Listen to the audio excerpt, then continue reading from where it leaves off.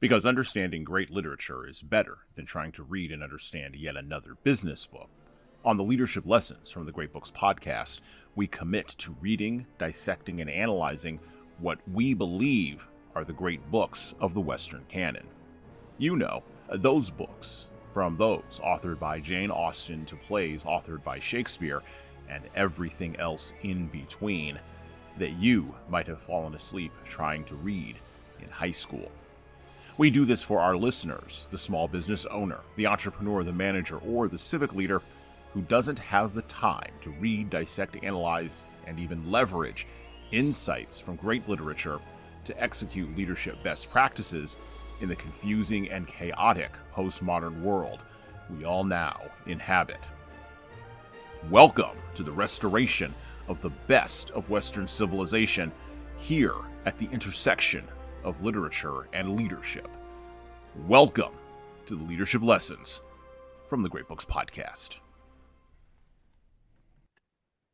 Hello, my name is Jesan Sorrells, and this is the Leadership Lessons from the Great Books podcast, episode number 178. And picking up from our book today, as we head into what is going to be a mashup episode.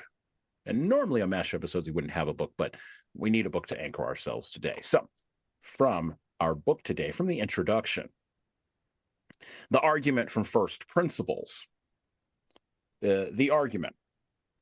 It is hard to write this book about leadership, or quite frankly, any book about leadership, considering the current pandemic in the world. COVID-19 simultaneously changed everything about how leaders operate in a world and further exposed much of the remaining tenacious mental infrastructure of the Industrial Revolution that is still around in small, medium, and even large organizations. And most of that infrastructure is still on display in organizations. Employees who are at the bottom of the organizational chart, believing that they are the foundations on which the organization rests, yet feeling as though they are treated as basement dwellers. Managers and supervisors are squeezed in the middle, believing they are the glue that keeps the top of the organization from flying away and keeps the bottom of the organization in line. Yet the reality is they are asked to care about something they did not initially build and are asked to give positive lip service to ideas, innovations, and approaches to change they know will have a low chance of success. Upper management and executives are at the top of the organizational chart, believing they deserve the status they have, and that preserving that status is the only thing that matters. Yet feeling as though they are in a constant battle with forces, i.e. governmental regulations, organizational ennui, etc., the people in the organizational chart below them could never possibly understand. And that is just the infrastructure in our organizations. Then there is the mental infrastructure we tend to ignore that affects leaders even more. How we teach leadership in academic settings, how we write about leadership in books like this, and how we position leaders in our organizations through promotion, compensation, merit, competency, and other factors has not been challenged significantly in the way the COVID-19 pandemic challenged leadership assumptions and expectations in many, many years. When our organization had physical office space before the pandemic and the knock-on effects of social distancing, government mask mandates, and work-from-home regulations kicked in, I would drive to that office still every day. This office was down the street from the abandoned industrial residue, representing the company that stood, at least in the 20th century, at the pinnacle of Industrial Revolution assumptions about the intersections between work, life, leadership, and the corporate social structure. That company, the internationally known IBM, once located in Endicott, New York, at its height employed 14,000 quote-unquote IBM men, and they were majority men, who were notorious for wearing the IBM corporate outfit of a white shirt, a black tie, and appropriate slacks, with even their hair trimmed neatly in a corporate-approved fashion. And endlessly conforming but relatively well-paid flood of men would course and spill through and down the street where my office used to be located during lunch hours. Their mere presence stood as the primary example of what successful, thriving, and scalable leadership and management practices could accomplish in the 20th century, as did the presence of men working at Endicott Johnson's Shoe Factory, General Electric, Carrier Air Conditioning, and other upstate New York 20th century corporations.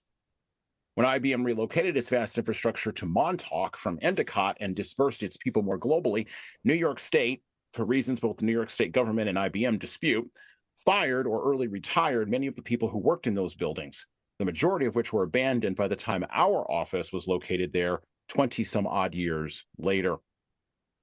This is what I am talking about when I refer to mental infrastructure. The pandemic wrecked the mental infrastructure of assumptions, expectations, and attitudes of leadership at all levels in our global society and culture, and laid bare the frank negotiations between public health, public policy, private medical choices, the responsibility to make a living, and the responsibility to lead people to do so.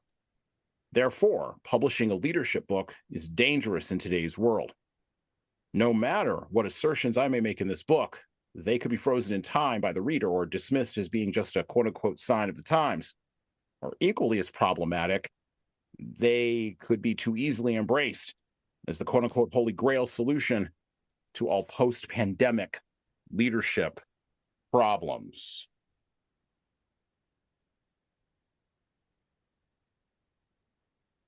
All leadership, regardless of what leadership we pick, begins with a vision.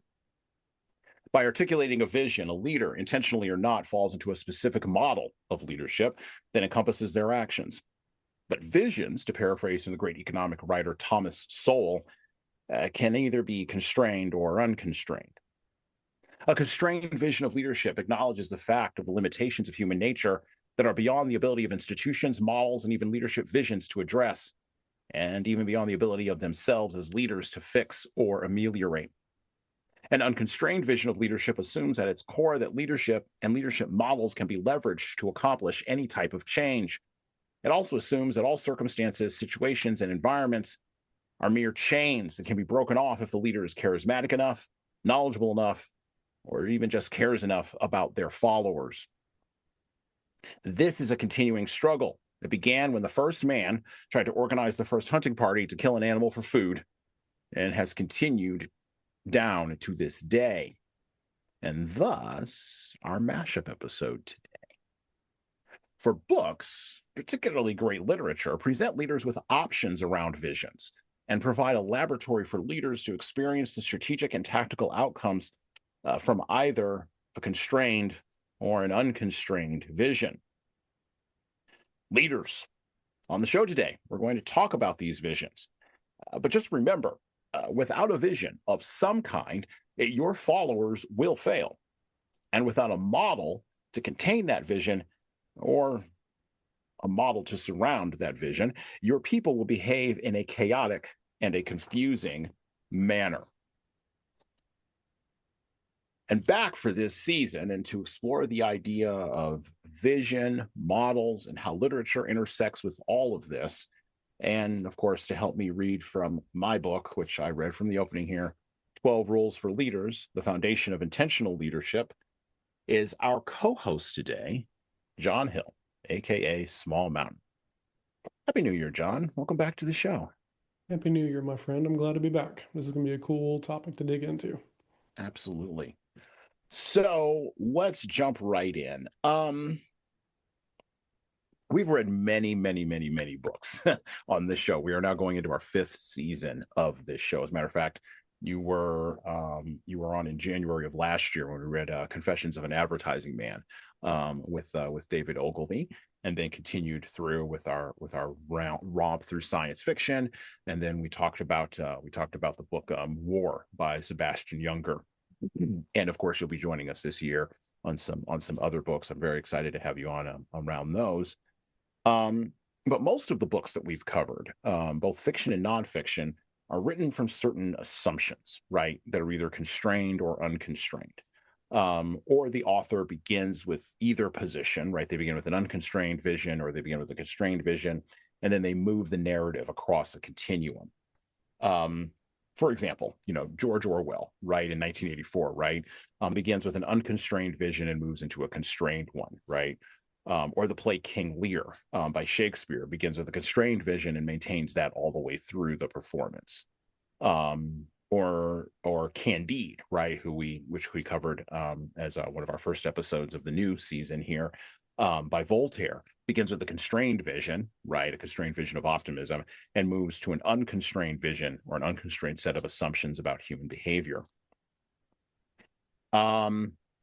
when leaders see a vision presented to them in a particular piece of literature that we've covered on the show, or even hear it discussed here, they can obviously make the determination if there is any value for them in leveraging the insights from that particular piece of literature to develop a model of leadership. But we've never actually talked about that whole vision piece here, right? We've sort of skirted around the edges of it. And I want to do that because I want to talk about that today, specifically to start, because one of the things we're going to be doing on this show coming up this year is we're really going to be focusing in on and developing projects around models, right? What does a model of leadership look like? And so I guess our first question for you today is, which books have you read that present a constrained or an unconstrained vision of human behavior and of human nature? And what do you think of this idea? Am I just like aiming at something that's silly and stupid, or do I have something here?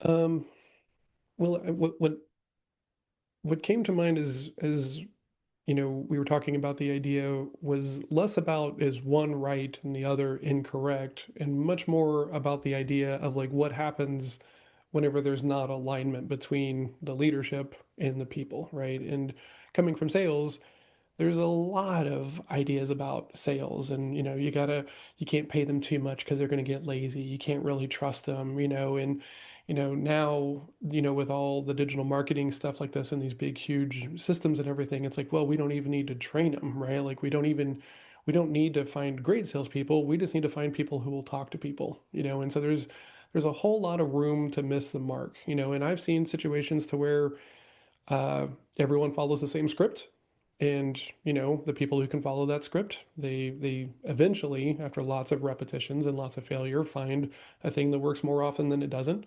Coming from the military, it's you go through a process to become what the government needs you to be, so that way if you're called to action, you can show up in the right frame of mind and do what needs to be done.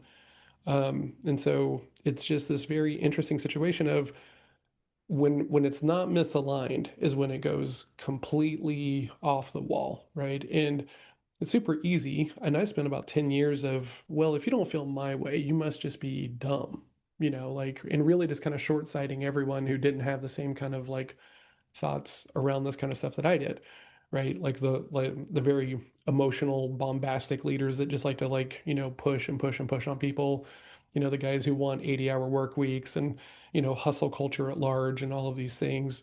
And, for some people, it's what helps get them through the process, right? Helps them get to success, whatever version of that they're looking for. But if you don't know what to go looking for, right, you're probably going to end up in a lot of situations, environments, right, that don't align with you. And it's super easy to think that, you're the problem, right? For a long time, because I would have these questions about, should I pitch this person, or was it, not ethical to pitch this person? And I would get pressure of like, you always make the pitch, you always make the pitch. It was kind of very confusing, right? And it kind of led to me spending a lot of time thinking that I shouldn't be in sales at all because I want to do the right thing, right? And now most of my stuff is, talking about putting the right thing first, you know, which makes me not popular for some of these people who were wanting salespeople that are going to be, close at all costs, take no prisoners, kind of like sales cultures and stuff like that. And so I don't really know that, categorically one is absolutely right and one is fundamentally flawed. But if it's not aligned all the way through, from the top to the bottom, it's going to be a lot of friction. Yeah. Yeah. And it's interesting that you brought up the term alignment. So I was writing some things down as you were talking. So alignment, process, and then ethics, right? So the holy grail of training and development is alignment. That's the holy grail. Because once you can get alignment, right, on any topic, whether that's sales training or leadership training or even safety training, right? Once you can get the people aligned, who are going through the training, and usually that's what training is used for as a tool. Now, sometimes that's the best tool, other times it's not. We can have a whole discussion about that. But invariably, the people who are choosing the training, whether that's sales training, safety training, or leadership training, Mm-hmm. are the people who are searching for or wanting to get more alignment. and they do not know how to get from misalignment to alignment. They don't know how to cross that, as the technologists say. They don't know how to cross that uncanny valley Hmm. that exists, right? And I would assert the reason they don't know how to cross that uncanny valley is because the vision has changed, but they don't know how to say that, right? And Hmm. so they'll tinker with the model, or they'll hire guys like you and me, or they'll talk about ethics, right? Or they'll create a new discipline framework for people who get out of line, whatever line that is, right? Hmm. They'll do all of these other things, except the one thing that they need to do, which is go back and say, we started here. Maybe we started with a constrained vision or unconstrained vision. I don't know. But we started here. We wound up here, and our vision changed. And we haven't addressed that successfully. Now, I don't necessarily know that that's just something for people in the C-suite to do. Matter of fact, I think because of COVID-19, that has now become the purview of everybody in the organization, not just the C-suite. But I'm a radical, right? I go in a radical direction, right, with that. Um, so in thinking about alignment, or misalignment, right? Um, Hmm. Misalignment can happen in so many different places, right? So in sales, right? So many different places. What are some of the places that as leaders we should be looking for, not necessarily misalignment, but if we sense there's misalignment there, right? What are some things we should be, what are some signs of that? Are you ready to elevate your leadership journey through exploring the wisdom of the ages? Subscribe to the Leadership Lessons from the Great Books podcast on all major podcast platforms, including Apple iTunes, Spotify, and YouTube Music. You can also find us everywhere else podcasts are available. If you find value in our episodes, please leave a 5-star review on Apple, Spotify, and of course, YouTube. We need those reviews to grow, and it is truly the easiest way to help other leaders and lovers of literature discover this show. And thank you for your support. Ooh. Um, I mean, I think the big stuff is the thing that I hear from people over and over and over again is like, why don't my people get it? Mm-hmm. And it's like, okay, who should they be getting it from? Right. And so there's this old line from my sales coach, and he always said, as a default, we sell the way we want to be sold to, Mm-hmm. right? And adding on to that, the way that I talk about it now is we sell the way we want to be sold, we lead the way we want to be led, right? So it's super easy to just like walk around because you don't have enough experience, you've not met enough different types of people to just go around and be like, well, if you're here, you must be like me, and if you're like me, you're going to want to do it this way, Mm-hmm. you know? And I think most people just kind of get stuck there, right? Mm-hmm. And then whenever they do get frustrated because there's a boiling point, right? People don't, and this happens all the time with founders, right? Who are bringing on their first salesperson, right? And they forgot that the salesperson didn't start this thing and it's not their baby, so we're not going to have the same amount of buy-in, right? They're going to have Mm-hmm. care, they're going to have some buy-in, but it's not their baby, right? And so the Right. idea, where's the urgency? Well, it's a job for them, right? This Right. is your passion and your purpose. But expecting everyone to come to the same work with the same amount of weight is just absurd, right? And this is where hiring processes and personality assessments and culture and like defining for yourself what's important to you and the people that you work with and the people you surround yourself with on the team become really important. But if you're still running around with this idea of, well, if you want to work here, you must just automatically have the same values as I do, and then it's just super easy to like punt it down and be like, well, you must be the problem, as opposed to like understanding of like, hey, did I even line this out clearly? Right is our value word cloud a bunch of table stake stuff like customer service and like innovation, or is it meaningful and intentional and impactful and stuff like that? And I've moved on this pretty significantly, right? Because as a sales consultant and trainer, like I think that everybody can do this job, right? It's hard and not a lot of people want to, and that's totally okay. But I think that everybody can find a path to sales success if they're in the right environment, right? And they've got good coaching and training and development. But there's a whole lot of people that are still just running around talking about hunters versus farmers, right? And well, if you're a sales guy, you should be happy to work on commission. Well, in certain situations, like there's realm where that makes sense, right? If you're on a car lot, I get it, right? If you're managing an 18-month selling cycle to the enterprise, commission only is an absurd thing that you're trying to sell on everybody because you don't want to pay them, right?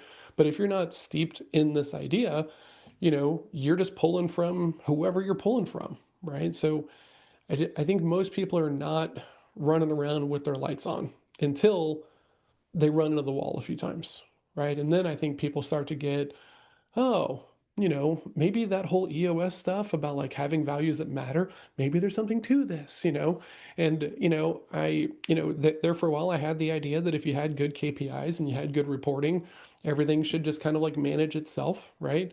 And I didn't really think I was going around with the idea of I'm going to work with adults who know what they're doing, but there was a vibe of that. And now it's like performance takes effort, right? Like as both, like martial arts guys, right? If you're going to Hmm. perform at a high level, you can't do the minimum. You got to be Right. doing them. You got to be doing more.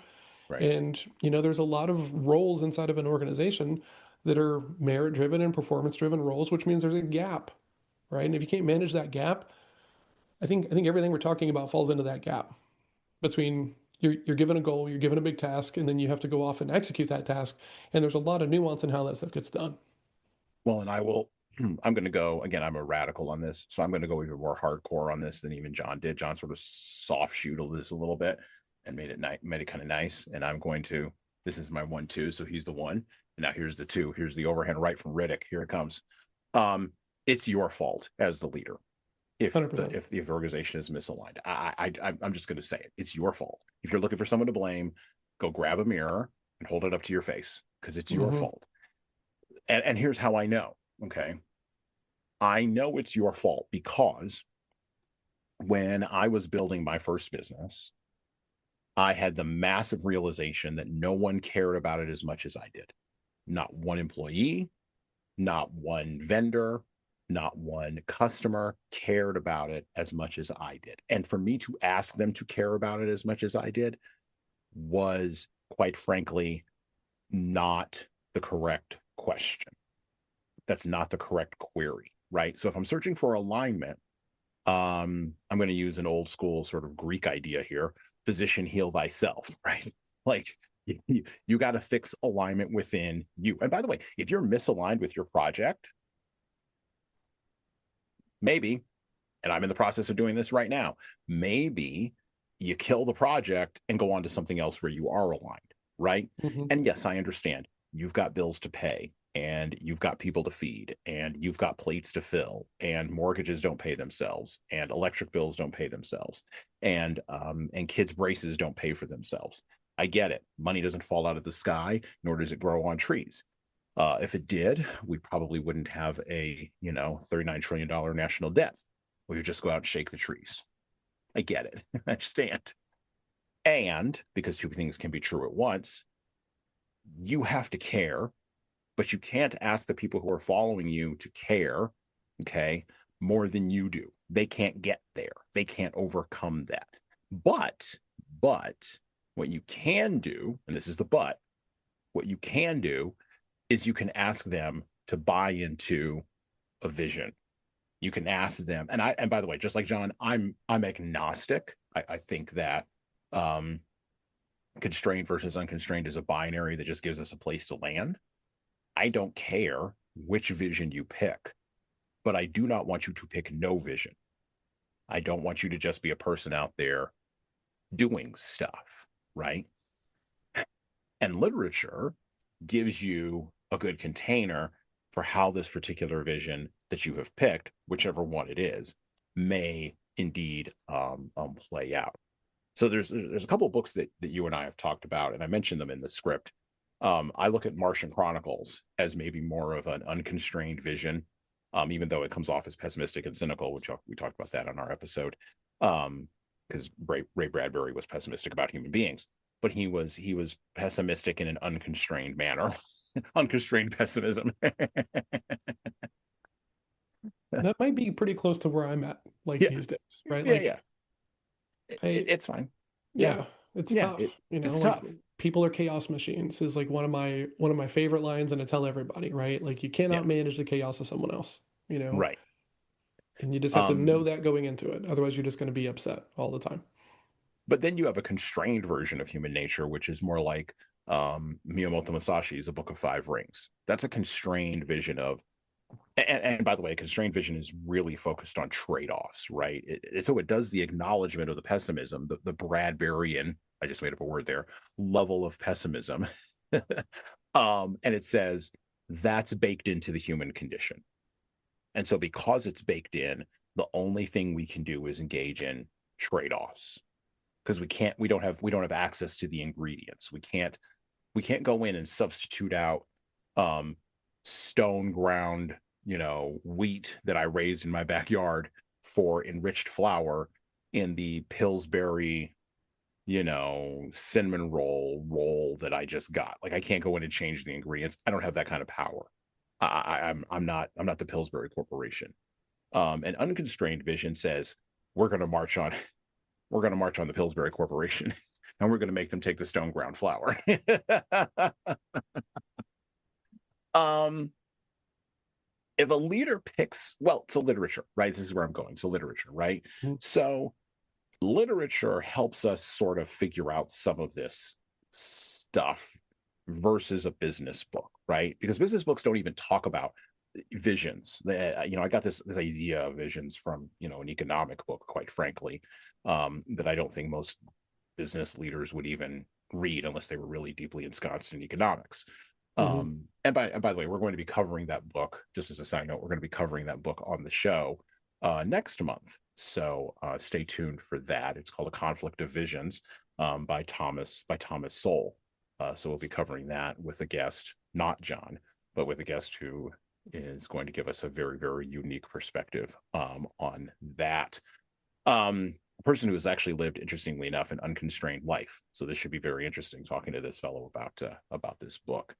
Um, what how would leaders apply this sort of thinking to, well, no, actually a better question is this. Let's say I go up and pick out I don't know, do androids dream of electric sheep? Mm. Okay. And I'm looking for what the leadership vision is in here, or what is the vision of the characters in here. How do I spot that, John? How do I see that as a leader? Ooh. Um, Because I'm trying to use this book to get me to some sort of understanding of alignment, right?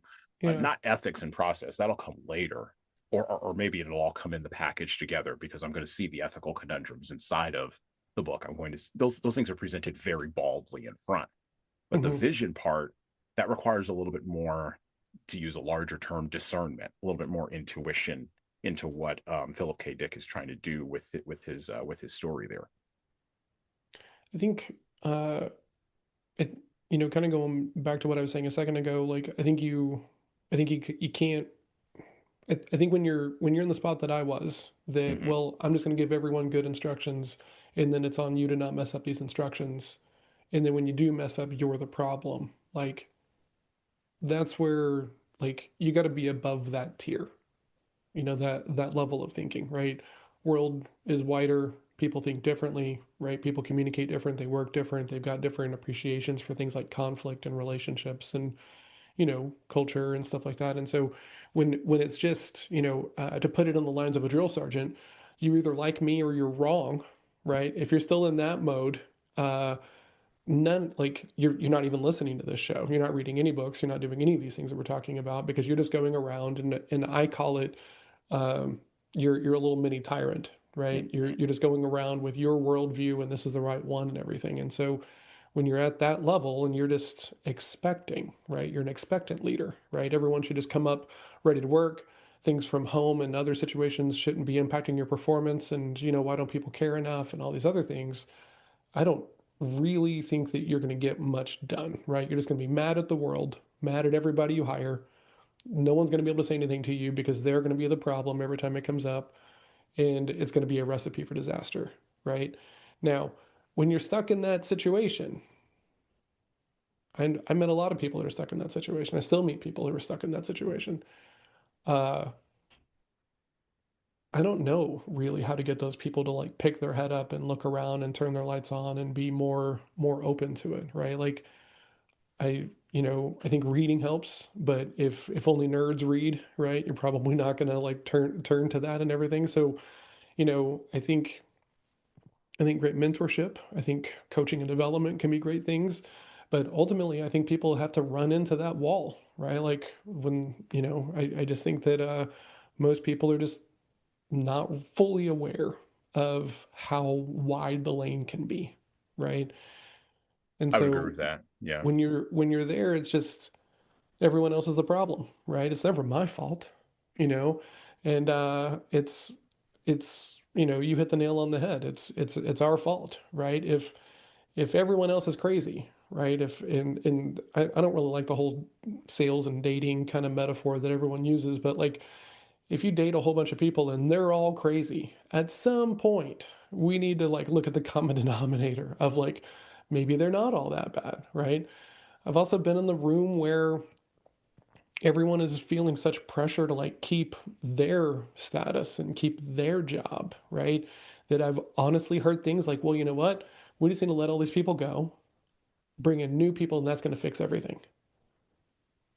Like, and I was literally, it was a Zoom call, right? We're on the Zoom Hmm. call. I had to mute myself and turn my camera off because the filter was about to run out, right? Because I was like, I was so gobsmacked, right? That this was like a thing that was actually said, right? Because I'd heard about it. I'd seen Yeah. people post on LinkedIn about it and everything else like this. And I was like, yeah, but like, you know, I was thinking that if I kept like working with bigger companies and bigger companies and bigger companies, eventually I was gonna work with people who got it, right? And so this is a big fundraised VC backed situation. And like these lines were just being handed out. And I was like, well, it was if I had a bingo card for absurd leadership statements, right? 3 weeks into this project, I hit all of them, right? You were drunk Uh, half the time, taking a shot every single time. like one of the things that I noticed was that, a lot of people didn't feel comfortable being open and honest with the CEO. And so I was Right. like, hey, CEO probably wants to hear about this, right? And so I was like, hey, not for nothing, I just want to let you know some of your people don't really feel like they can be open and honest with you. And he goes, John, I'm a CEO of this company. Your pulse should race when you're talking to me. And I was like, I have a book you need to read, and you have 30 days to do it, or else we're going to wrap this thing up because that's not how I operate, you know?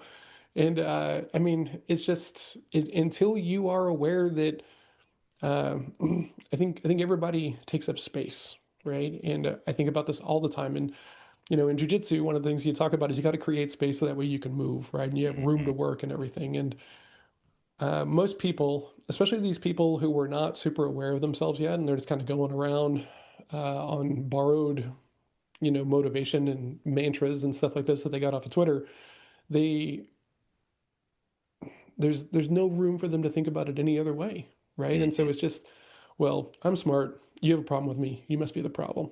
And it's like, if that is where you are, and you can't appreciate that you are at least 50% of this, maybe 87% of this, maybe only 15%, and just understand that different people need different things, you're not ready to lead anybody. You're not even leading yourself.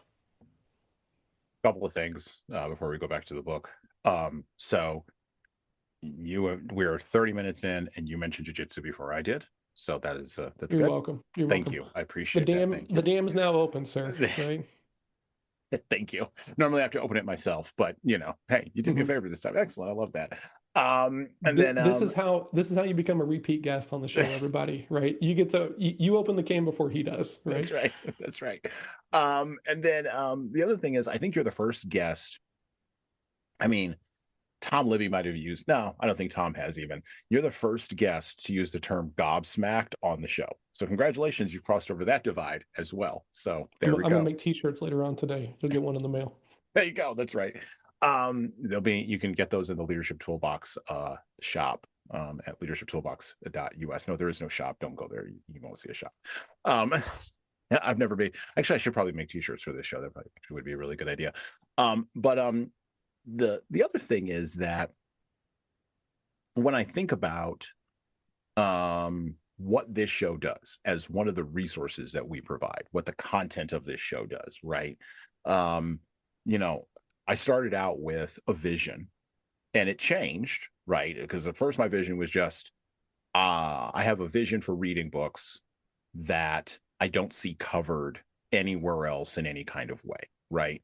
Hmm. And I was like, I'm going to read literature. I'm going to pull lessons from it, and it's going to be for leaders. And it's going to be called The Leadership Lessons from the Great Books.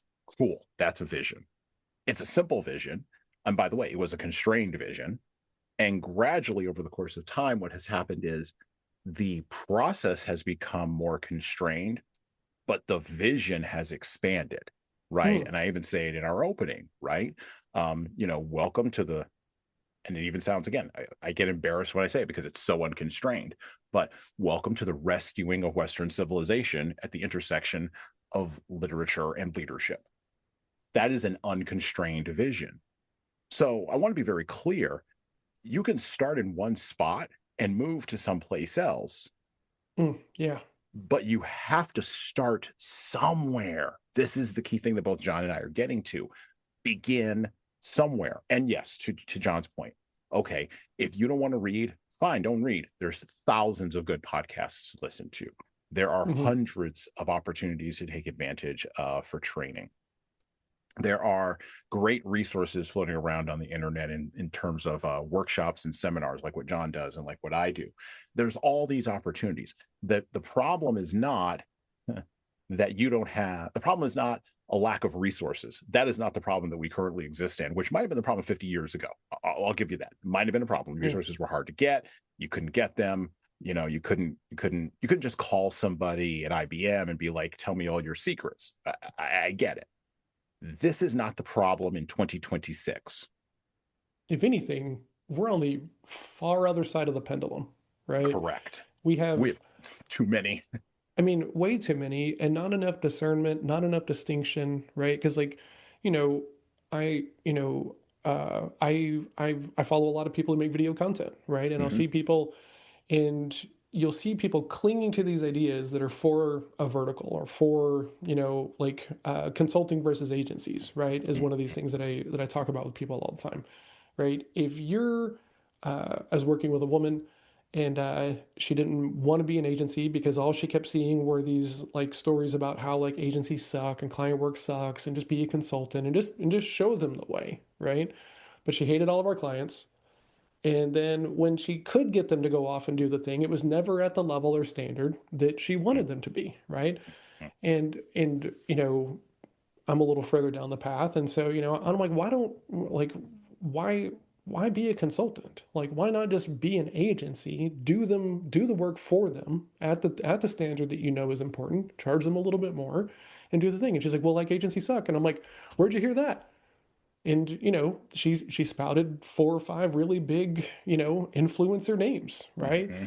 And I was like, okay, that works for some people, but like, look at the frustration you're living under. You hate Mm-hmm. all of your clients, and you're frankly not at the level of being good enough of a conversation, being able enough to get them into action and to lead to an awareness of the work and wanting to push that better and everything. So you, for your own piece, should just run an agency and do it for them. And she was like, well, I don't know. And she's like, well, then why are all these horror stories about how bad it is? I'm like, because they're trying to sell you something. They want to sell you their course. They want to sell you their stuff, right?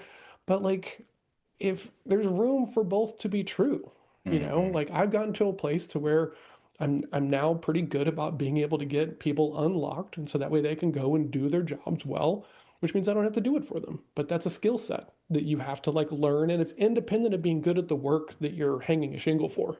You know, Correct. a lot of people forget about these things, and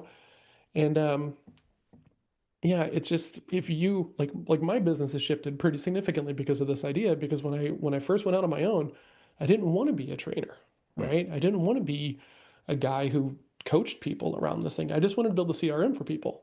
Mm-hmm. But lo and behold, right, I would start working with the team. I'm like, why is there no lost column?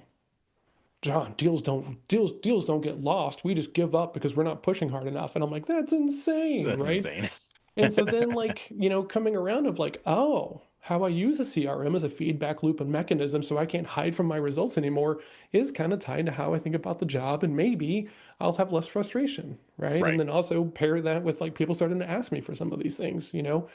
And so I love that idea that you don't have to start perfect, but you need to be open to like the right feedback from the right sources, right? As opposed to just, well, you're wrong, you're an idiot, right? Mm-hmm. You're wrong. Oh, one person likes me. Oh, well, you get it, bro. No one else gets me, you know, and everything else like that. It's insane, but most people want to hang out in that limbo, the unaccountable limbo. Back to the book, because there's a way out of unaccountability. By the way, we do cover that in the book. Back to the book for just a minute here. 12 Rules for Leaders by, well, you know.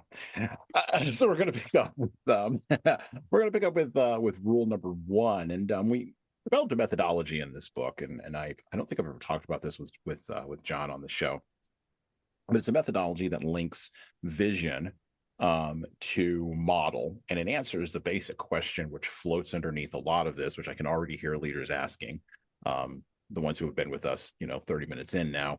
How do I get there? How does that happen? Because they're saying you got to get there, you got to get there, you got to get there. I've got all these options. Well, how do I get there? Well, here's a simple, although not easy, model for how you get there. And I quote, the methodology of communicating with clarity, candor, and courage, or the 3 C's, was developed and teased out through research and development from the work we have done with teams and leaders over the last 10 years, and was meant to clear up the tendency among organizational leaders to communicate with themselves, their teams, and their organizational structures with obfuscation, deception, and insincerity.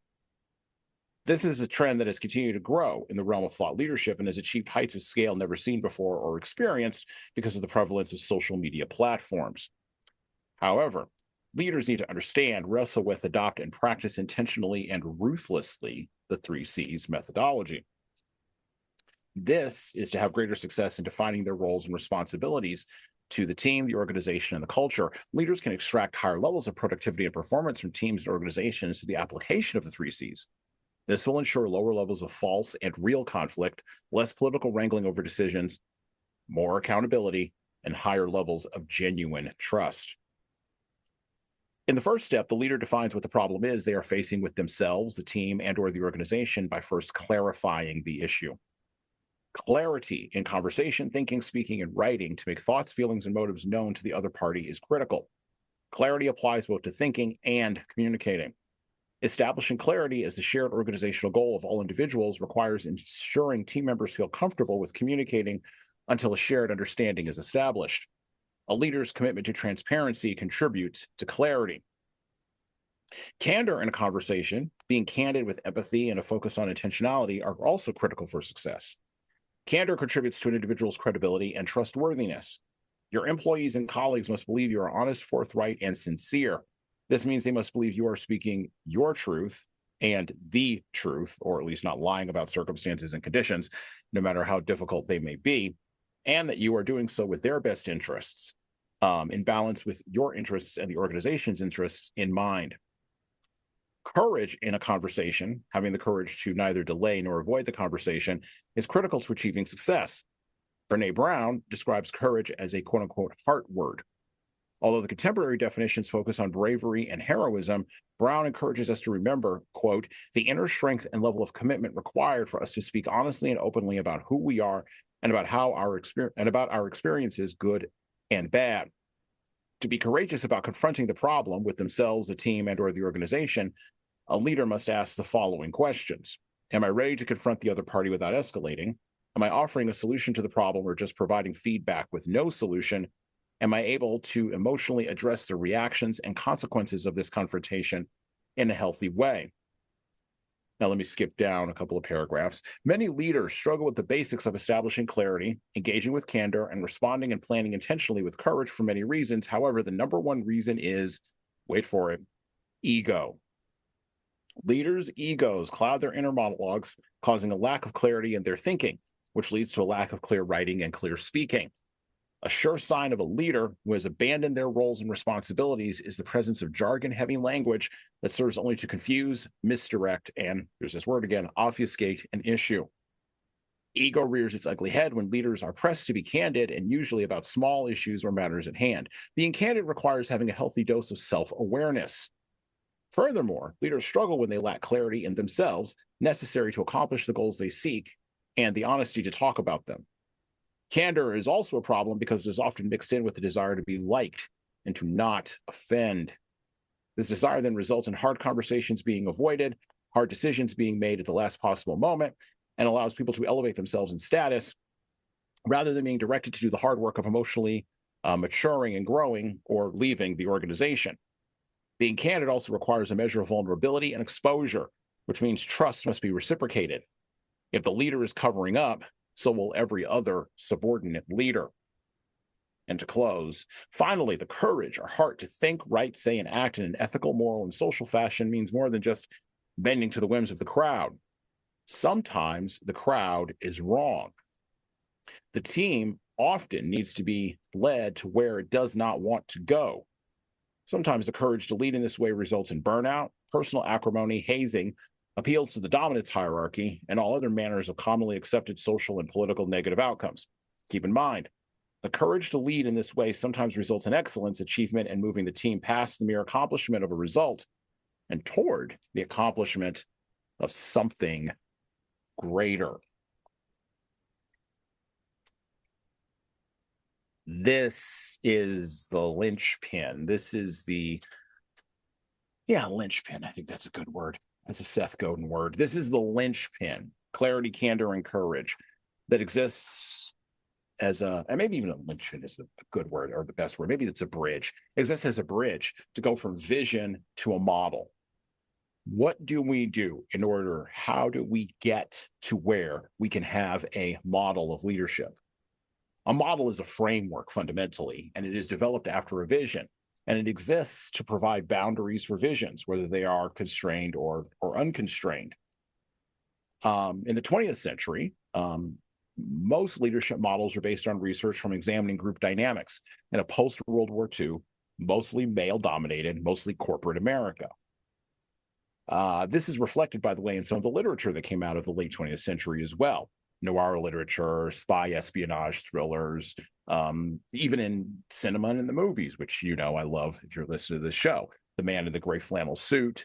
If you're a person who watches science fiction or thriller stuff, Twilight Zone, Alfred Hitchcock Presents, The Outer Limits, all presented this conformist vision of America, where, as I said in the opening, the edge cases were merely that, edge cases. Now, all this began to unravel in the 1960s and the 1970s, and, well, so did those models, right?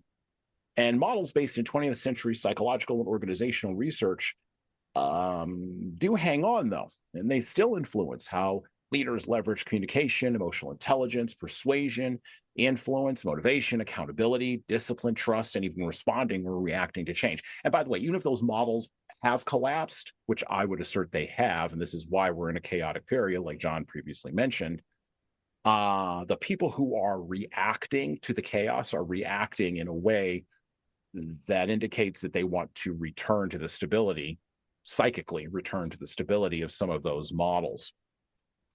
However, models based in literature allow leaders to navigate outlier situations, those edge cases, and hard circumstances that didn't exist in the mid-20th century. This is because the 21st century edge cases, the outlier situations, and the unusually hard circumstances have moved from the bottom to the top of the leader's to-do list in a world driven by a roiling red ocean rather than a blue ocean, a calm blue ocean of dynamic change. You know that we have other ways for you to engage with this show, right? We have bonus episodes featuring interviews with interesting guests, working, thinking, and of course writing at the intersection of leadership and literature. We have shorter episodes, 15 minutes long now, relaunched for this season, featuring introductions of our books and the background of our featured authors, from Augustine to Jane Austen and Ernest Hemingway to Joan Didion. So, listen, subscribe, and check out those other formats and tell all your friends in leadership and literature about this show. So we've got a model. We've got a bridge between vision and modeling. We've got some literature. We've got some books. I know you said only nerds read, but we have audiobooks now. So it's not only nerds that listen. So if we were to compile, I'll ask you a question that's not on this list. If we were to compile a list of books, like if we were to walk into a leader's corner office, whatever, right? Whether it's on the 3rd floor of a 12th floor building or the 12th floor of a 12th floor building. If we were to walk into that leader's office, what literature, not books, what literature should we expect to see on their bookshelf, John? What would be some recommendations? Expect to see. Okay. Yeah. Expect to see. And not leadership books, right? So like extreme ownership is not allowed to be on the list. Extreme ownership cannot make the list. Extreme ownership could be on your list could be on your shelf at home. I would maybe expect that at a leader's home, but in their office, right? If they're really paying attention to what we're trying to do here, like if I were walking, I'll just give you an example. If I were walking into that leader's office, I would expect to see Sense and Sensibility on the bookshelf, because that's how you learn about emotional intelligence, is through Sense and Sensibility. My daughter is actually reading Sense and Sensibility right now. Like that's what I would expect to see. I would expect to see I would expect to see Stranger in a Strange Land, Robert Heinlein. That's going to tell me something, right, about that leader and about how they're leading. I would also expect to see maybe 41 Stories by O. Henry, right? Because that's a nice little dip into a pool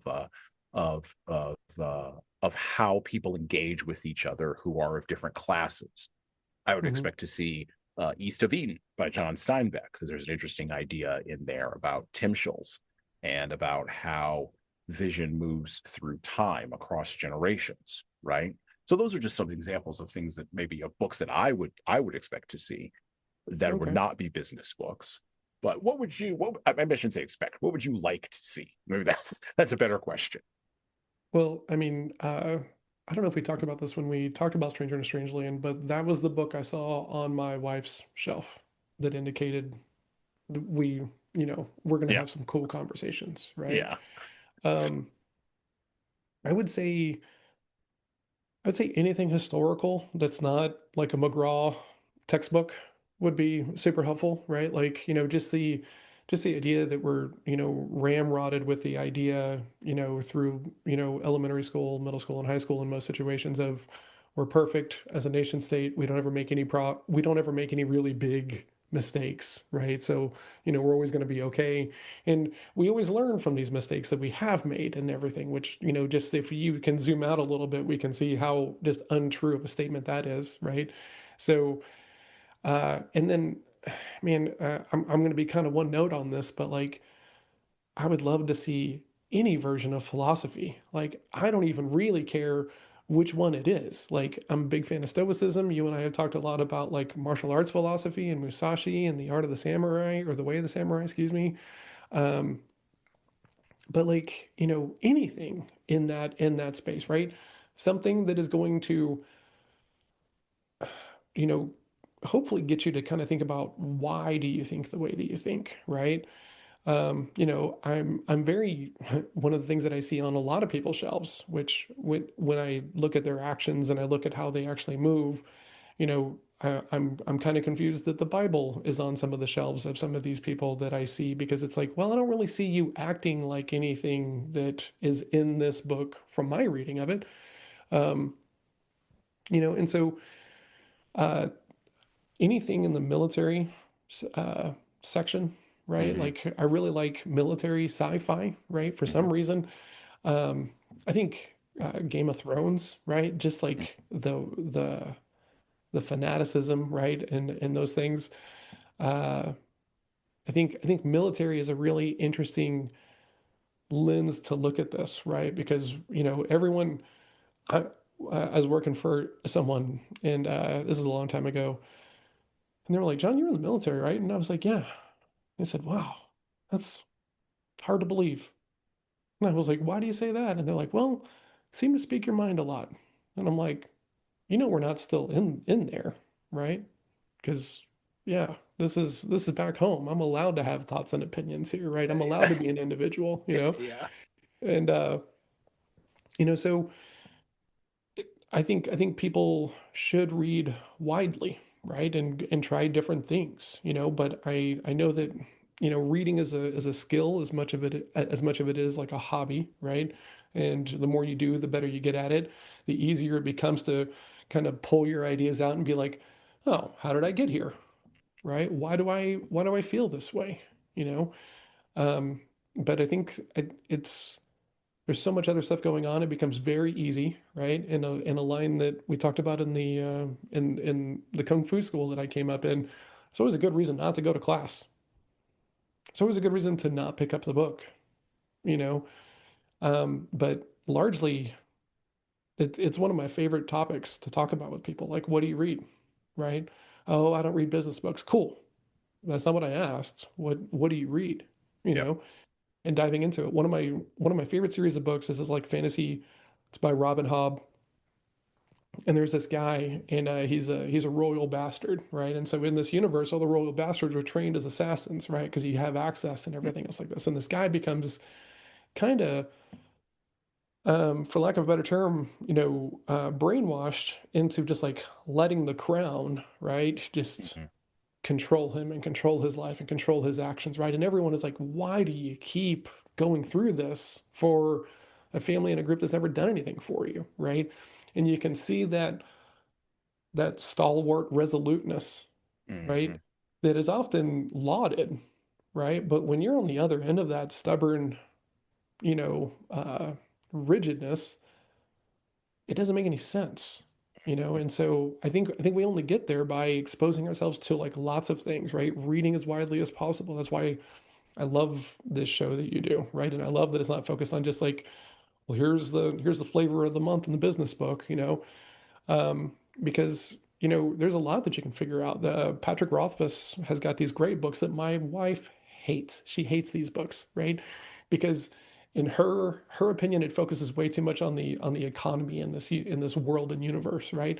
And I'm like, but we spend so much time talking about how much more expensive things are, right? So like there is a parallel here, Yeah. and I think you can read for lots of reasons, right? She likes to read just for like entertainment and escape, and Hmm. that's okay. But I think if you're trying to lead other people, right, you have an obligation to kind of zoom out, right? We're really good at selling ourselves on literally anything we want to be sold on, you know. And going back a minute, you talked about IBM a second ago. Hmm.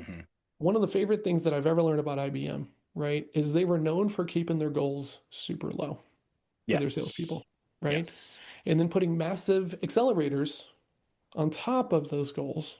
Mm. So that way people would be excited to go out and overproduce to go make more money. Now let's juxtapose that with all the people that are like, well, we didn't hit goal last year. So let's just add 20% to this year's goal. And then we're just going to write everybody off who doesn't hit this goal, right? And they'll just keep moving it and moving it and moving it up and everything else like this, right? And so I just think about like that was a strategic decision. And I can imagine the person who came up with that idea stood in front of that board. Hey, here's what I want to do, guys. I want to take like 30% off of our goals. Because here's what I think is going to like, do you think that guy was on anyone's Christmas card list? Right. And I'm assuming it was a guy because it was a long time ago. But like, look, we still talk about them. Right. The old line in sales that we talk about all the time is like, no one ever got fired for buying IBM. Right. They're Yeah. still a mainstay. And it started from one strategic decision that most people have never even heard about, never even thought, never even tried, and instead they go the other way. Well, in a strategic decision based on, because I'm going to keep banging this drum, based on a specific vision of how people should show up. So the vision Yeah. comes first, then the strategy, then the tactic, right? Um, and and that vision, I would assert, comes out of, as I said in the opening, a combination of seeing people as widgets, which was what Mm, Henry Ford brought us. One person's as good as another person. We'll just pay him enough. Healthcare will be a thing that we'll give them for free because it doesn't cost us anything for free. It doesn't cost us anything more, and one person's as good as another. A combination of that and the Frederick Winslow Taylor scientific management, approach, which you combine those two things together, and the scientific management approaches that Henry Ford really liked now they can lead to prosperity. Don't get me wrong. We had 20 years of prosperity in this country, but it only lasts about 20 years because, quite frankly, and we talked about this both we talked about this in Candide, and I've talked about this on Shorts episodes. We talked about this with Francis Bacon and the Great Instauration. I do fundamentally believe that the American people and all their flavors and eccentricities and differences, we have taken philosophically the final step on the mountain of the Enlightenment. We're the last, as a nation state, we're just the last argument on that, because we took all of the ideas of Enlightenment rationality and human reason and skepticism, and we turned that into freedom of speech and freedom of assembly and freedom to do this and freedom to do that. And then we pushed it as far as we possibly could. And we've been ruthlessly pushing it as far as we possibly can for the last 250 years. This is where we get into kind of some of the thoughts. This ties into kind of some of the thoughts that I had. And you pushed back on me a little bit about those, about robots and our robotic future, last year, I still hold that we do have in America, because of where we are and the kind of people we are philosophically, forget spiritually and psychologically, just philosophically, the kind of expectations we have about how we should be in the world, whether we agree with those expectations or not, they come from somewhere, and they came from the Enlightenment pushed to its logical end. And leaders aren't able to escape that, particularly American leaders. Now, if you're listening to me internationally, we do have a lot of international listeners. If you're listening to me from India or from China or from Australia or from Brazil or from Spain, and I just named a bunch of places where we do actually have active listeners, Germany, you're going to have to look at your origin, your country of origin, and sort of where things come from and how that influences the unquestioned assumptions that you have as a leader that you just approach literature with. Mm-hmm. Those kinds of things, those kinds of assumptions are going to massively influence the kind of vision you create, and then the kind of strategy you create, and the kind of tactics you create, and ultimately the kinds of organizations and teams you create. Wanted to go back to this idea you had about the Bible, which is interesting to me. And I'm going to work backwards. I'm going to add some other books that should go on that list. So, A History of the Peloponnesian War, Herodotus's. You don't have to read all of it, but I mean, Herodotus did make the point in that book that war is the father of us all. I think it's probably useful to know that. Then we have Seneca. I know you're a big fan of the Stoics, Seneca's letters. You may not agree with Stoicism. You may think that it's nonsense, but it's a good idea to be able to sort of have that idea, a good idea to have that idea in your head. I'm currently going back through the Iliad and the Odyssey. I'm looking for different things in the Iliad and the Odyssey now than I was maybe 3 years ago when I went through it. I'm looking for different things now, but I do think that one of the things that as leaders we have maybe failed to do at a cultural level is we fail to rebuild myths or restore myths. Matter of fact, we're spending a lot of time in the last 25 years or so arguing about which myths we can have and which myths we can't.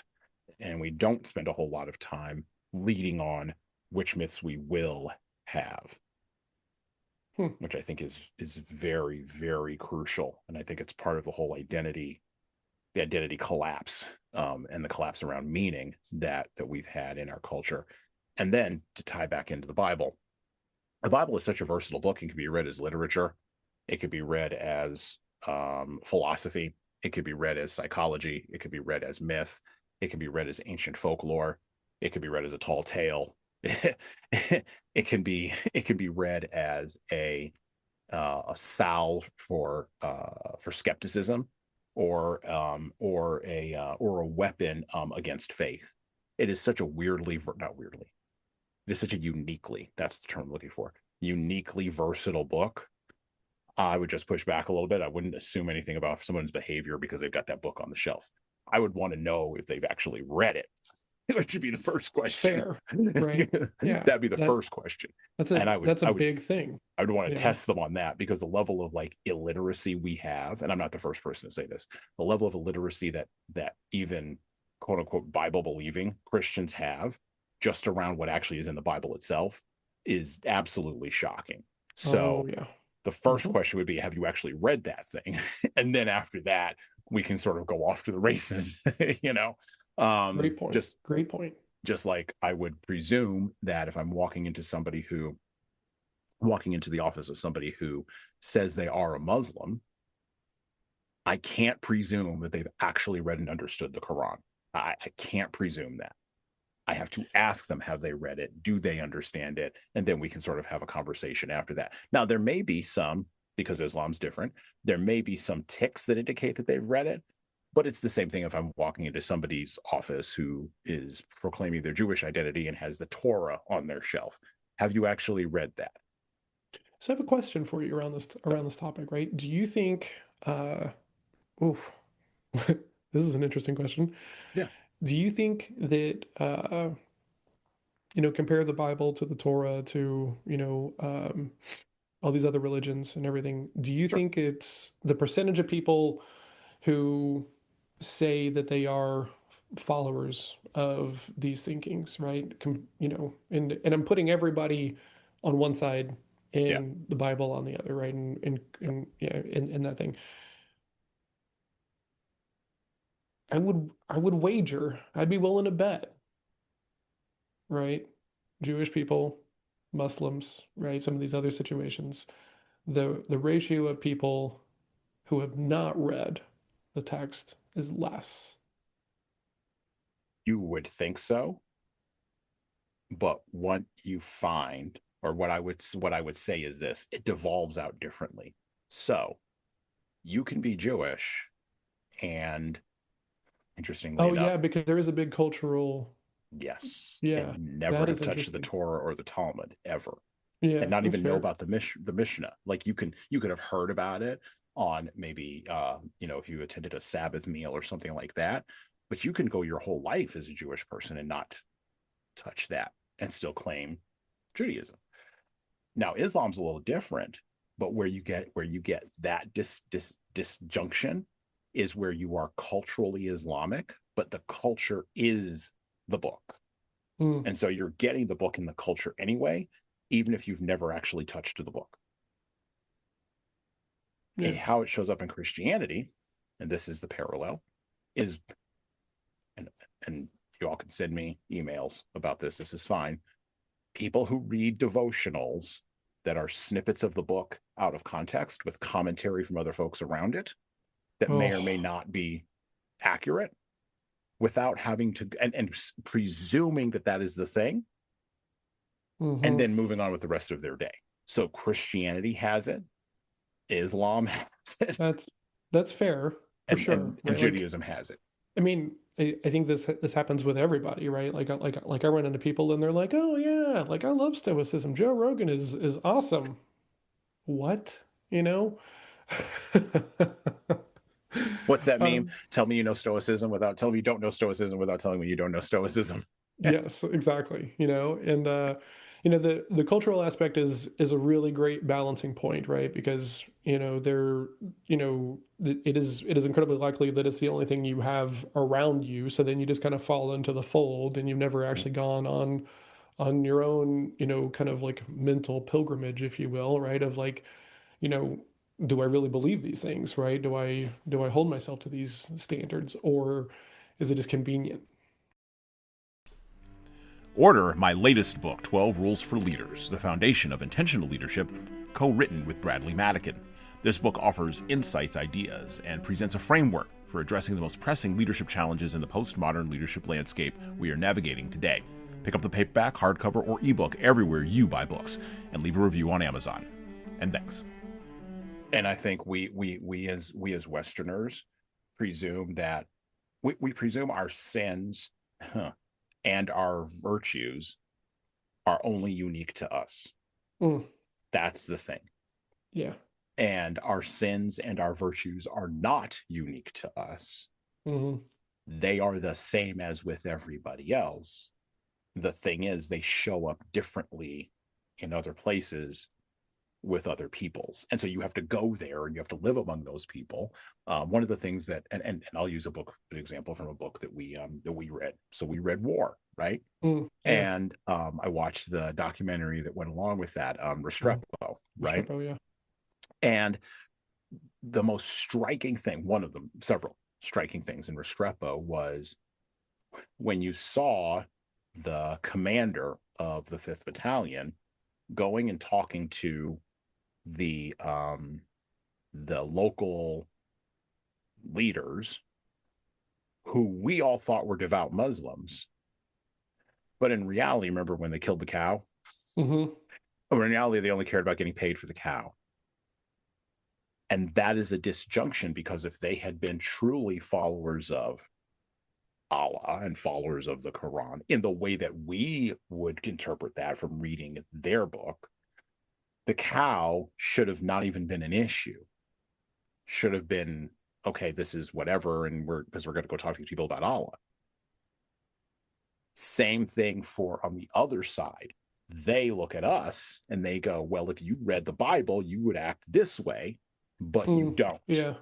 And so we have all, so again, it's examining these unexamined assumptions. And we can use literature to do this in a safe kind of way, point this out and go, well, I'm never going to go to the Korangal Valley.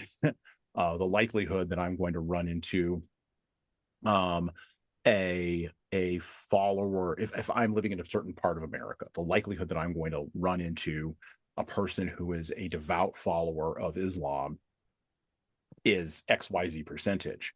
But I can still get these disjunctions from literature. I can still see and explore these and recognize them. And that's the value of those books on the shelf. And that's what it does. Like, again, I think it's actually easier in literature. Yeah.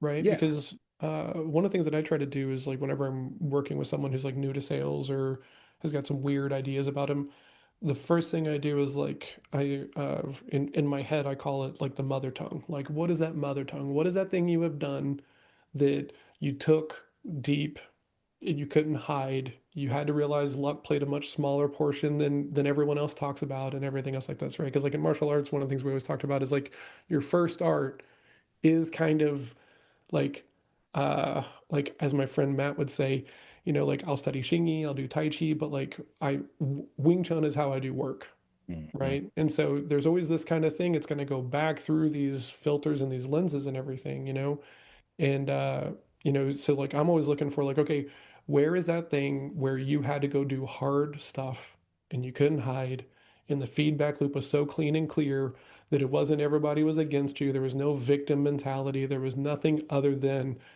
like, I saw this on a cooking show once, and I just think about it all the time.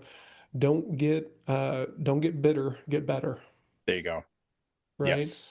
Because, like, everybody has that, right? And I truly believe that, like, that if you can kind of put yourself into that mode, right? Kind of going back to the Misashi thing, when you know the way broadly you see it in all things, right? Like, if I can find the kung fu version of whatever hard thing I'm going through, I'm gonna be able to find my way through it, right? And so I think literature makes it easier to see it, as opposed to, like, having, it's too on the nose sometimes. Right. You know. Right. Yeah. Yeah. No, I agree with that.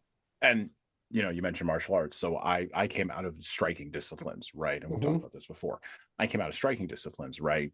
And so, got my second degree, actually, black belt in, Taekwondo back before it got into the Olympics and did all the nonsense became watered down sport thing with ridiculousness.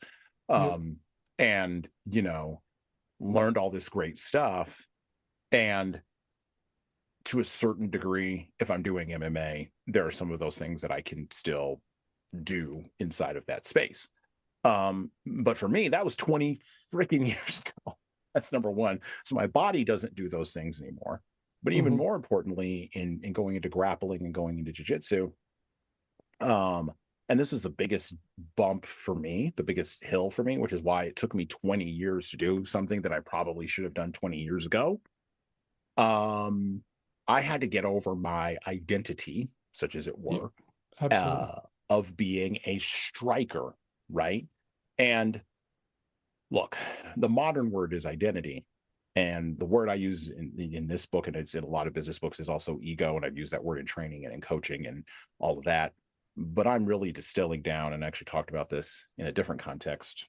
Last week, talking with somebody, I'm really distilling down the idea, or still distilling down ego, the idea of ego, into something that I think is a lot more concentrated and a lot more powerful and a lot more accurate. It's just pride. And I always think of that scene in Pulp Fiction when Ving Rhames is hitting Bruce Willis in the head. And I'm not gonna. If you know the movie Pulp Fiction, you'll know which scene I'm talking about. Because Bruce Willis is the boxer and Ving Rhames is the mobster, and they get into an altercation, and he starts hitting him in the head, and he tells him, blah blah blah blah blah. Or no, it's not. It's not there. It's earlier in the movie when he's talking about the bet. That's right, and about how he's going to be in the ring, and he's gonna, not want to go down, and he's gonna be like, that's pride. Uses another term. I'm not going to use that term, but he uses that's pride messing with you. And I always think about this, and well, not always, but I'm starting to think about this more and more, how much pride messes with us. Yeah. And how much we have to say, forget that pride. That's not the word he used in the movie, by the way, because it's a Tarantino film. So forget that pride. You've got to let that go. And the thing is, pride is it's insidious. It crawls up into everywhere. And I don't know a person, religious or not, who likes pride. Not one. I also don't know any person, religious or not, and we can take the religious connotations out of pride if we want to. I don't know any person, secular or sacred, with either kind of those worldviews, who looks upon that as being a positive thing overall down the road, because of how it stops your development. It prevents you from going and doing the new thing, right? It blocks you from success. It also blocks you from failure, but it becomes the shield, right, that we wrap around ourselves, and we call it ego, or we self-sabotage, or we do all these other kinds of things. So I'm kind of working on this theory, and we'll explore this throughout the remainder of the year. This is one of my things that I've hooked on into a book, and now I'm going to start seeing it everywhere, because this is also one of the threads that I'm going through the books this year. So this will come up later on down the year when we talk again, but in this season. But I think that what the books do fundamentally, if we read them, to my point about the Bible, if we actually read them, is they challenge us on our pride. They challenge us on our ego, and they challenge us on our identity too. And I think that's the hardest thing for people to, particularly leaders, to come to. Because if I've already got the status and I've got the office, what more could I possibly need, John? I'll let John sit with that for a minute. There's as you're talking about this, one of my favorite shows is Brooklyn Nine-Nine, right? Oh, and we've never talked about.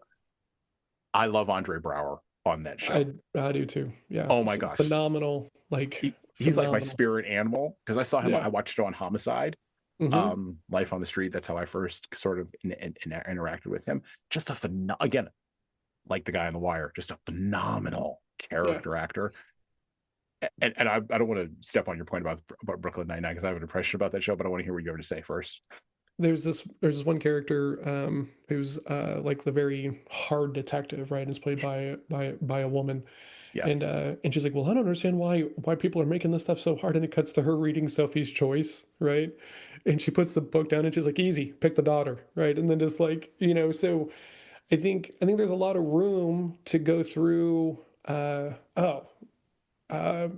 We do these personality assessments, right? Because this was like the beginning of the change for me, right?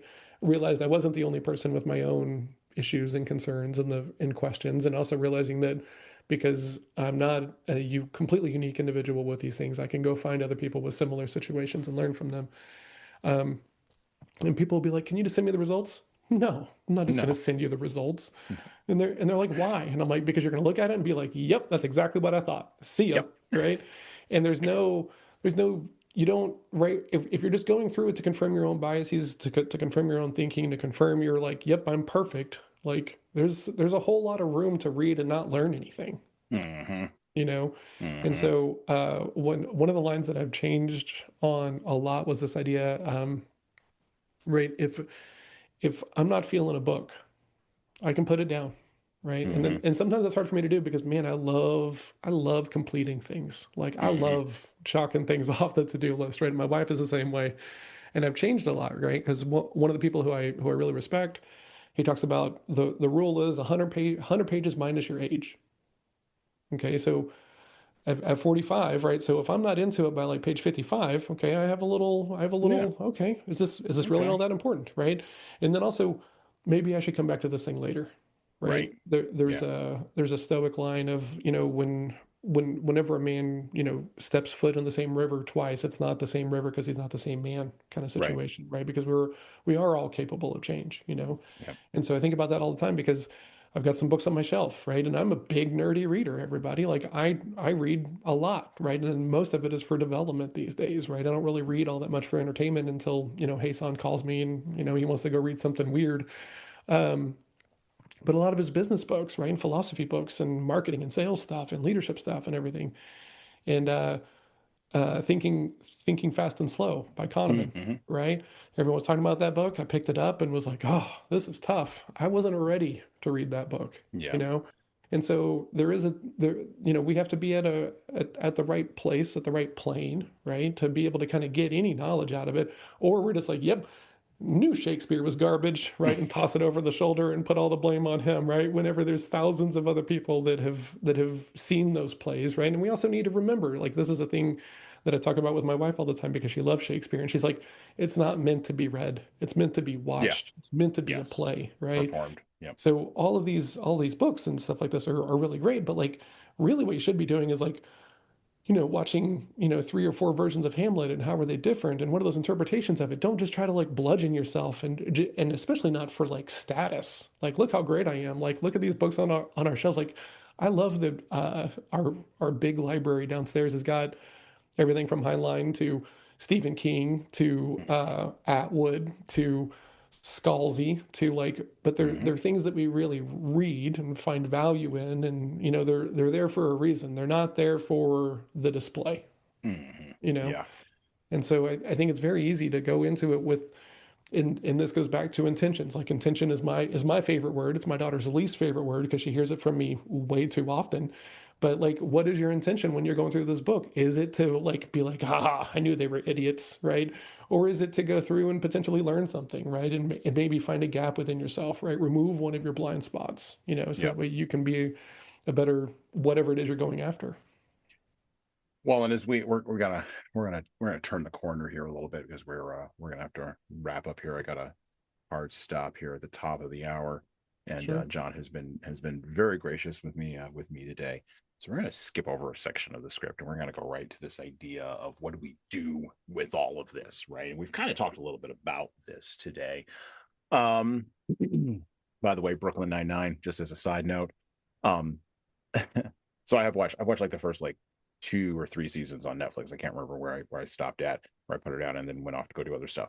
I'll go back and pick it up. But Andre Brower is the perfect example of the phrase that I always tell my kids, which is, if you open up the door of a clown car, don't be surprised when clowns fall out. And he's constantly opening the door of that clown car and then Hmm. looking around like, I can't believe I'm surrounded by clowns. And that's the thing that catches me all the time. That for me, that's the giggle worthy thing Hmm. in the show. Because it's all clowns. And you're just like, I don't know what you expected, dude. I mean, you're very Shakespearean in your approach. You're like Othello there. Um, these people are like $4.99 pizza from Domino's. I don't know what to tell you. I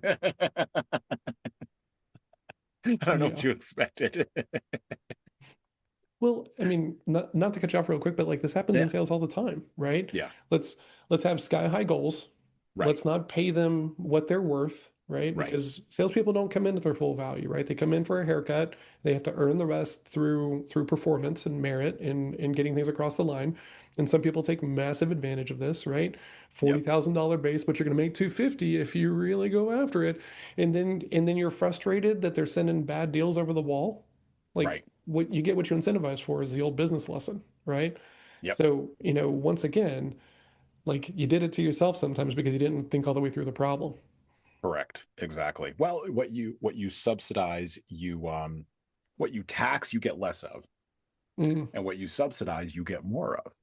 To sort of tie back to economic thinking. So, sort of a law of life. So, okay. A model can't work without a vision, right? And a vision can't work without a model. I would assert that. I think we've kind of maybe come to that conclusion. And um I want to touch on this area because I think this is the place where we get most confused over the last 25 years. And I also think this is the place where we're going to have to do some really yeoman's work to rebuild visions and models. Because so far, what we've talked about are very, for lack of a better idea, they're very 18th and 19th century ideas, right? I mean, yeah, we mentioned TV shows and we've thrown in cinema and we've mentioned movies, but in reality, we're talking about, and that has been the focus of this show and will continue to be the focus of this show, going backwards to a discipline that many people have abandoned. We do live in a post-literate, highly visual culture, driven by algorithms and social media. Now, I'm going to bring this idea over from another conversation that John and I were having before I pressed record. There are people who are perpetually online, and then there's a whole mhm, bunch of other people who are not. And I made a mm, conscious decision starting last year to begin to build a wall between myself or between the online people and myself. I began to consciously do that, and intentionally do that. And then to go out and not necessarily explore, but to go out and meet the people who are not perpetually online and talk with them and find out yep. what they're actually seeing. And then to start building projects with them and doing things with them, as I sometimes frame it, in the real world. Um, and that's been an interesting adventure because you talk with people who are not perpetually online, they see a totally different reality than the people who are perpetually online. And you do begin to see the gaps, as we mentioned before, between those two, for lack of a better term, worldviews or visions, right? Mm, Now, I'm not saying one's good or one's bad. I'm really saying that there's gaps. Okay. yeah. Um, we've talked about what literature maybe speaks best to creating that vision. We've talked about the Peloponnesian Wars, and we've talked about Seneca. We've cut up the Bible a little bit, which is okay. That book can handle it. Um, yeah, it's fine. I mean, any solid book can handle it, in my Any opinion, solid book can handle right? it. If you Yeah, if you can't stand up to a little bit of pushback, like yeah, you know, you're yeah. probably not writing anything in the first place. Correct. Right. Exactly. So when we look at these models, how does technology, how do we take this vision, right? Whether it's constrained or unconstrained. Okay. We're gonna have a model, right? We're gonna get a model from a model of leadership from let's say we're going to get a model of leadership from the Iliad, and our model of leadership is going to be based around a mythic story that we tell ourselves as a team. Cool, that's fine. I have no problem with any of that. How does technology factor into this? How do we pull technology in? Because what I Mhm. what I often see is the technologists and their story becoming the dominant story and driving a whole bunch of other reactions. Whereas I think if you have a vision first from the leadership that is consistent and coherent, which is two other things, but that you get there with clarity, candor, and courage, right? You cross that bridge, the three C's bridge, to the model. Now the technology serves the model rather than driving the model.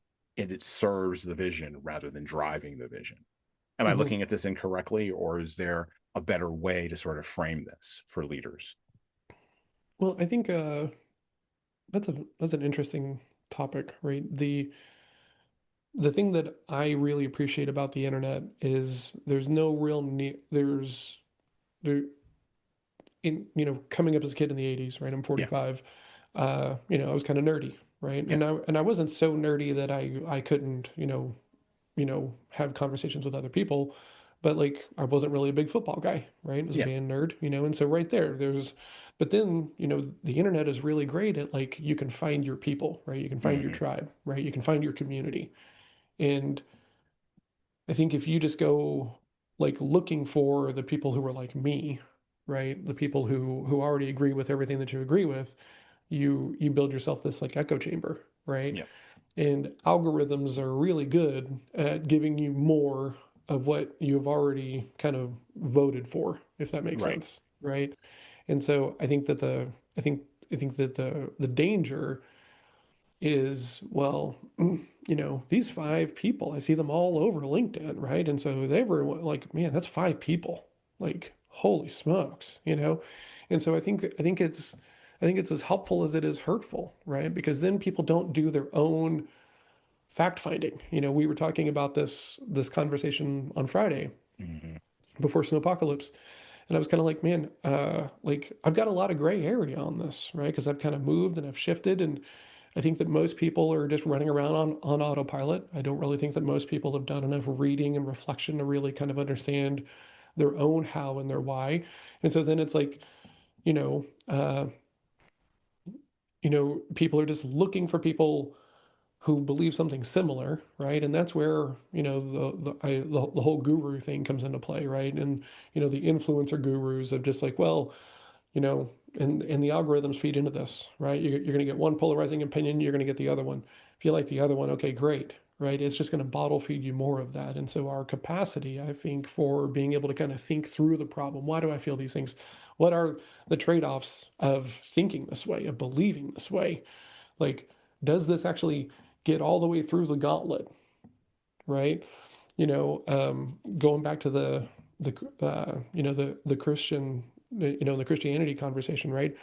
I know a bunch of people who are very, they talk about being very Christian and everything, and they're so competitive that they would chop their like mother's legs out to like get ahead of them and stuff like this. And it's like, and I'm not saying that that's necessarily a bad thing, but like when you're putting yourself out there that you're this kind of person, but your actions do not align with that stuff. At a certain point, you've not ran the gauntlet completely, right? And there's a version of this like in Stoicism, right? Because like I talk with a lot of people who, Stoicism is very popular in business circles. It's very popular in like sales and entrepreneurship circles and stuff like this. And then I'll start asking about like, okay, what are your thoughts on like, temperance? Oh, not super worried about that, And Ryan Holiday talks about this all the time, right? That like certain, there's 4 main virtues, right? Hmm. And there's 2 popular ones, and then the other 2 are just skipped over by most people, right? And there's a version of that in Christianity. There's a version of Oh that yeah. in Islam. There's a version of that, I'm sure, in every like philosophy, that the people can go through. And it's like if you don't go deep enough, you're probably cherry picking.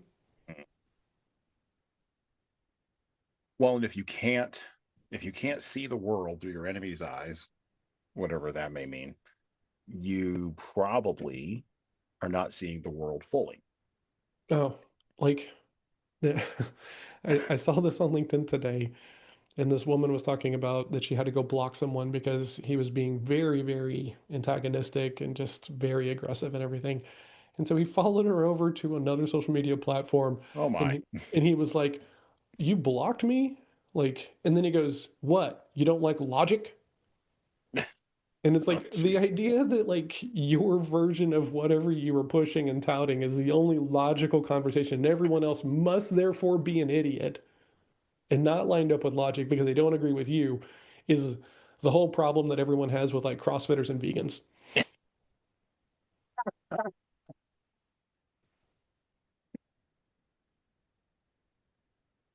Exactly. Oh my gosh. I think that's a good place for us to begin to wrap up. Um, one of the things that we have to do, and one of the things we're going to be doing actually, as a show, as listeners, as our guests, and even myself as a host over the course of this year, is we're really going to be focusing on doing and talking about what are the various intersections of literature and leadership. What can we pull from literature? What can we pull from leadership in more of these intentional kinds of conversations, these intentional kinds of what I call mashup conversations. A mashup is mixing everything together and pushing on it and poking it and pressing it and stress testing it and seeing what works and what doesn't. We do mashups because A, I don't know everything. I can't possibly know everything. B, there's more than one perspective in the world. And C, just because I can see the world through my enemy's eyes doesn't mean I have to agree with what I'm seeing. It just means I have to see the perspective from where that person is standing. Now, I want to be very clear. None of my co-hosts are my enemies. They're all my friends. We're all in this boat together. We're all rowing in the same direction. And by the way, we've invited new folks into the boat who want to join us. It's interesting that John mentioned that his wife is into Shakespeare. We actually got a referral from one of our guests to a person who's done their thesis work in Shakespeare. Had a conversation with her. We're going to be bringing her on. She's going to be talking with us about Macbeth, because we're doing Macbeth this year finally, and Troilus and Cressida. So we have to figure out which one of those two we're going to land her on, and it's going to be great. The whole point of this show, the whole point of this is to drive the intersection of literature and leadership. It's to drive that intersection into a sharp point, and to be the tip of the spear on this. This is a valuable and I think worthwhile quest. It is a quest myth. It's a story, of course, I'm telling myself, just like the Iliad, just like the Odyssey. And yes, I do have a vision for it. And now I've got a model, and now I've got a quest. And so I would never, and none of my guests would, but especially myself, I would never ask you to do something as a listener that I wouldn't do myself. I eat my own dog food, or at least I try as much as I possibly can to eat my own dog food.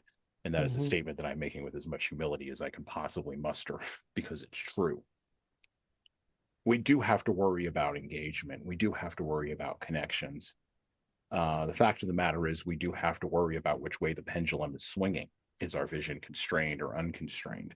Not just as leaders in our families, in our communities, in our civic organizations, but also as leaders on our teams and in our businesses, small, medium, or large, in the places where people look to us and they are looking to see us as leaders.